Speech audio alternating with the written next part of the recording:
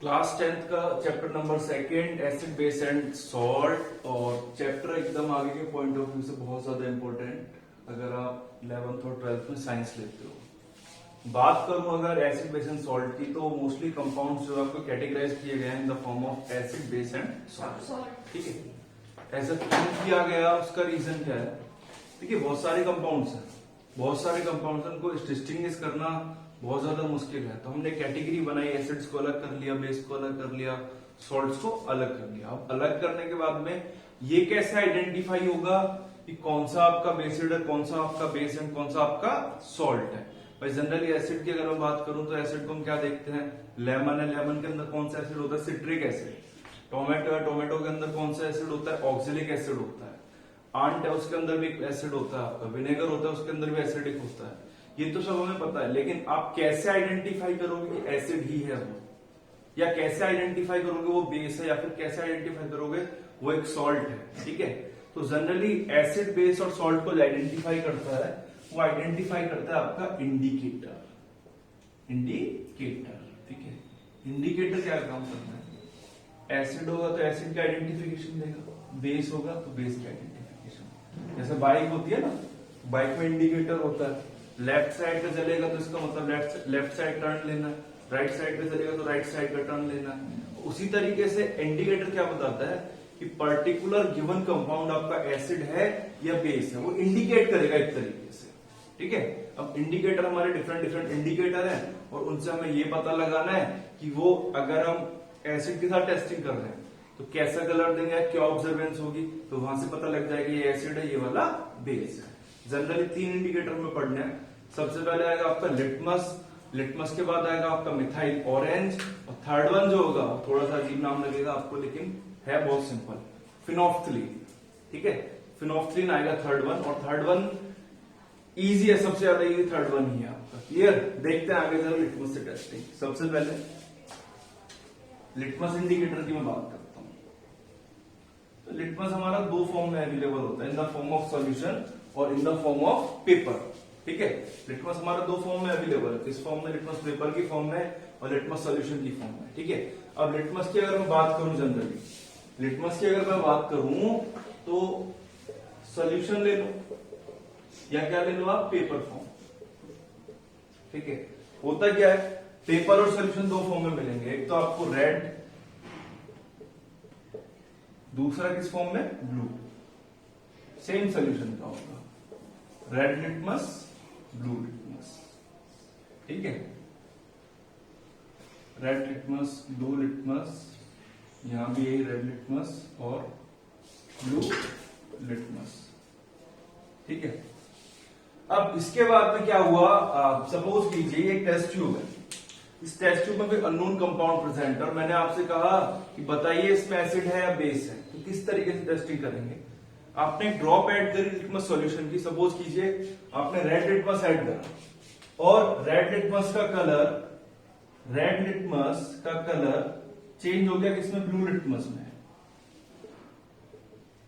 तो जो given substance होगा बेटा, वो आपका क्या माना जाएगा? That is base. ठीक है, फिर आपने टेस्टिंग करी, और अब की बार ब्लू लिटमस ऐड किया, और ऐड करने पर आपका कलर किसमें कन्वर्ट हो गया? रेड लिटमस में। तो जो आपका गिवन सब्सटेंस है वो आपका क्या माना जाएगा? एसिड माना जाएगा। तो लिटमस से जनरली लैब में भी आप कर सकते हो, लिटमस सॉल्यूशन इजीली अवेलेबल होता है। साथ ही साथ लिटमस पेपर में भी यही एक्टिविटीज शो होंगी आपकी जो मैंने लिखी है।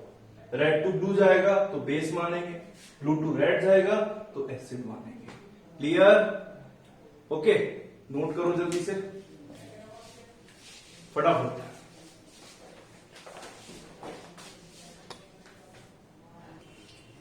नेक्स्ट जो आपका इंडिकेटर है वो 2 इंडिकेटर्स हैं, दोनों ही सिंथेटिक से मतलब मैनमेड एक तरीके से। लिटमस की अगर बात करो, लिटमस एक हमारा नेचुरल इंडिकेटर है। उससे पहले एक चीज याद रखनी है कि बेस को जो है जनरली हम लोग एल्कली भी कहते हैं। ठीक है, बेस का मतलब जो वाटर सोल्यूबल बेस होते हैं हमारे, ऐसे बेस जो वाटर में सोल्यूबल हो, उनको हम एक और नाम दे देते हैं, जिसका नाम क्या है? एल्कली। ठीक है, तो एल्कली अगर कभी वर्ड यूज करता है कोई, तो इसका मतलब क्या है? बेस एक तरीके से। ठीक है, बात आती है दूसरा आपका जो इंडिकेटर है वो है आपका मिथाइल ऑरेंज। मिथाइल ऑरेंज एक आपका सिंथेटिक इंडिकेटर है, मतलब मैनमेड एक तरीके से, और इसका जो नेचुरल कलर होता है, नेचुरल कलर वो होता है बेटा ऑरेंज। ठीक है, अब जनरली आप फिर वही कहानी, अगर ऑरेंज कलर आपका चेंज होता है, ऑरेंज टू रेड हुआ, गिवन सब्सटेंस माना जाएगा आपका एसिड, और अगर हुआ ऑरेंज टू येलो तो जो गिवन सब्सटेंस है वो क्या माना जाएगा आपका बेस। ठीक है, सीधे सीधी सी याद रखनी है, नेचुरल कलर पता होना चाहिए इंडिकेटर का, फिर डालने पर एसिड, अगर डालते हो तो डालने पर एसिड के केस में क्या कलर आएगा, यहां पर आएगा रेड, बेस के केस में क्या कलर आएगा येलो। ऑरेंज टू रेड होता है तो एसिड है, ऑरेंज टू येलो होगा तो क्या माना जाएगा बेस हो जाएगा। क्लियर। और इसी कैटेगरी में आपका थर्ड जो आता है इंडिकेटर, थर्ड इंडिकेटर है ना, स्पेलिंग थोड़ी सी अजीब सी है लेकिन डरना नहीं है उसे देख के, फिनोल्फथलीन, फिनोल्फथलीन बोलते हैं इसे, है ना, फिनोल्फथलीन। फिनोल्फथलीन के अगर नेचुरल कलर की मैं बात करता हूं तो फिनोल्फथलीन का जो नेचुरल कलर होता है बेटा वो होता है आपका कलरलेस। ठीक है, कलरलेस है ऐसे, अच्छा कलरलेस टू कलरलेस हुआ, अगर same as it is colour रह गया डालने पर तो होगा आपका क्या होगा, एसिड होगा, है ना।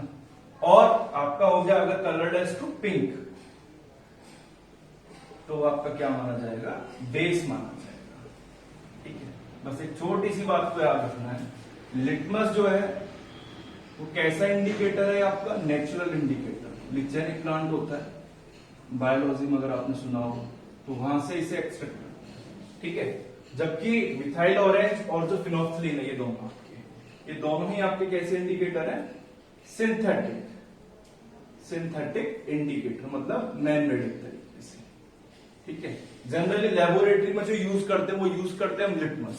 क्यों यूज करते हैं, इजीली अवेलेबल है, लिटमस पेपर की फॉर्म में भी मिल जाएगा और सोल्यूशन की फॉर्म में भी मिल जाएगा। क्लियर, नोट कीजिए फटाफट से। नेक्स्ट जो इंडिकेटर है वो आपका टर्मेरिक। टर्मेरिक की अगर बात करता हूं तो टर्मेरिक जो नेचुरल आपका प्रेजेंट होता है, हल्दी जिसे बोलते हैं, नेचुरल कलर होता है इसका येलो। ठीक है, और नेचुरल कलर येलो होता है तो जनरली अगर देखो जैसे आप खाना खाते हो, खाना खाते टाइम करी गिर रही अगर आपके व्हाइट कपड़े पर और डलने के बाद जब उसे आप सोप से स्क्रब करते हो तो जनरली ऐसा नोटिस किया जाता है कि रेडिश ब्राउन कलर आता है, लगभग रेड ब्राउन जिसे कहेंगे। तो कैसा, मतलब जो सोप है वो आपका बेस होता है, तो अगर बेस में ऐड करते हैं तो कैसा कलर आता है, येलो टू रेडिश ब्राउन। ठीक है, तो ये नेचुरल इंडिकेटर है टर्मेरिक भी आपका। ठीक है, एक दूसरा आता है आपका रेड कैबेज। रेड कैबेज के केस में भी सेम है, इसका नेचुरल कलर अगर देखोगे, नेचुरल कलर इसका भी होता है बेटा रेड। ठीक है, रेड से अगर रेड ही रह गया तो माना जाएगा क्या आपका एसिड, और अगर रेड टू ग्रीन हो गया कलर कन्वर्ट तो उसे हम जनरली क्या कहेंगे, बेस कहेंगे। ठीक है, दोनों ही नेचुरल इंडिकेटर है लेकिन इनका लेबोरेटरी में इतना कोई यूज नहीं है। लेबोरेटरी में जनरली जो इंडिकेटर्स आपके यूज किए जाते हैं, लिटमस, मिथाइल ऑरेंज और फिनोल्फथलीन यूज किए जाते हैं। ठीक है, आगे बढ़ोगे, आगे क्या आएगा, universal indicator, olfactory indicators. Olfactory indicators में क्या होता है, जनरली जैसे ऑनियन है और आपका वेनिला, इसका एग्जांपल आएगा। और यूनिवर्सल इंडिकेटर में हम लोग आगे देखेंगे कैसे कलर के बिहाफ पर आप आइडेंटिफाई करोगे एसिड और बेस। ठीक है, नोट कीजिए, तब तक देखते हैं। लास्ट इंडिकेटर जो आता है आपका वो आता है ऑल्फैक्टरी इंडिकेटर। और ऑल्फैक्टरी का जो मीनिंग है वो मीनिंग है आपका relating to the sense of smell. ठीक है, हाँ, स्मेल से आइडेंटिफाई होता है इसमें कि एसिड है आपका, बेस है। जनरली इसमें जो यूज होते हैं आपके ऑनियन एक्सट्रैक्ट और वनीला एक्सट्रैक्ट। ठीक है, वनीला एक्सट्रैक्ट। एक छोटा सा एग्जांपल बता देता हूं थोड़ा सा, लाइक ऑनियन को आपने घिस दिया किसी शर्ट पर तो ऑनियन का अपनी खुद की एक स्मेल होती है। ठीक है, अब घिसने के बाद क्या हुआ, आपने सूंघा उसे, ऑनियन की स्मेल आ रही थी। लेकिन जैसे ही आपने उसके ऊपर डाला सोडियम हाइड्रोक्साइड का सॉल्यूशन, मतलब एक बेसिक सॉल्यूशन डाला, तो डालने पर वो स्मेल वहां से खत्म हो गई। तो खत्म होने पर जो मैंने सब्सटेंस डाला, मैंने क्या कहा कि भाई ऑनियन एक्सट्रैक्ट, इसकी अपनी एक स्मेल है और वो स्मेल खत्म हो जाएगी। कब होगी? जब आप क्या ऐड करोगे? NaOH, है ना। स्मेल NaOH बेस डालने पर स्मेल खत्म हो जाएगी और एसिड डालने पर कंटिन्यू आती रहेगी। ठीक है, तो एक एग्जांपल हो जाएगा इसका। तो इंडिकेटर्स हमारे यहीं खत्म होते हैं, देन बाद में आ जाती है कि एसिड्स, बेस एंड सॉल्ट्स को हमें बिल्कुल जिसे कहते हैं अलग अलग पढ़ना है सेपरेटली। तो एसिड जनरली होते क्या है, पहले तो ये पढ़ना पड़ेगा, फिर आगे जाके देखेंगे कि भाई एक अच्छी डेफिनेशन आने वाली है कि कोई भी वो सब्सटेंस जो आयनाइज होके या डिसोसिएट होके क्या दे दे, H+ आयन, उसे हम क्या कहते हैं? एसिड। या कोई भी ऐसे सब्सटेंस जो आयनाइज होने पर या डिसोसिएट होने पर क्या प्रोवाइड करते हैं? OH नेगेटिव, उसे हम क्या कहते हैं? बेस कहते हैं। तो ये सब हमें धीरे धीरे आके देखना है, और जितना पढ़ सकते हो आप एनसीईआरटी पढ़ो अच्छे से, प्लस इंडेक्स क्वेश्चन, एक्टिविटी और एग्जांपल्स करते रहिए। ठीक है, देखते हैं लेक्चर में आपका एसिड्स क्या होते हैं और बेस क्या होते हैं।